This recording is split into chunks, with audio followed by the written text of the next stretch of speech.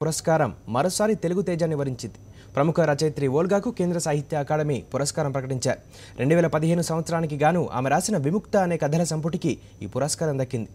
రామాయణ నేపథ్యంలో వర్తమాన సమాజంలో స్త్రీలు ఎదుర్కొంటున్న సమస్యలను ఆమె విముక్త కథల సంపుటి ఆవిష్కరించింది.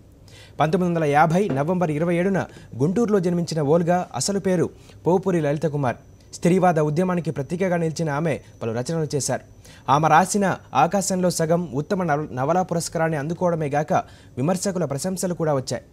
అంతేగాక ఆమె స్వేచ్ఛ, సహజ, మానవి, కన్నీటి కెరటాల వెన్నెల, గులాబీలు, కథా సంపుటాలు, రాజకీయ కథలు, ప్రయోగం తదితర రచనలు చేశారు.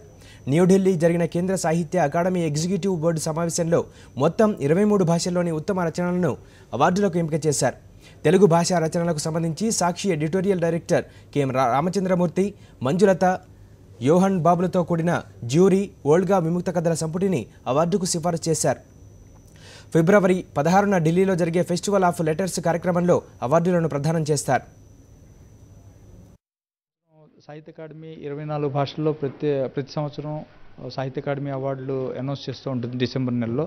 కానీ ఈ రోజున బెంగాలీ టెక్నికల్ కారణాల వల్ల బెంగాల్లో చేయలేకపోయింది. మిగిలిన 23 భాషల్లో సాహిత్య అకాడమీ అవార్డు డిక్లేర్ చేశారు. దానిలో తెలుగులో ఓల్గా గారికి వారిచే రాయబడినటువంటి షార్ట్ స్టోరీ కలెక్షన్ విముక్త అనే పుస్తకానికి యునానిమస్లీ సాహిత్య అకాడమీ అవార్డుకి సెలెక్ట్ చేయబడింది.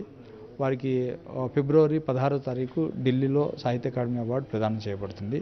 ఈ సంవత్సరం వచ్చిన పుస్తకాలన్నింటిలోకి ఈ పుస్తకం మంచి పుస్తకం అని జ్యూరీచే ఏకగ్రీవంగా డిసైడ్ చేయబడింది.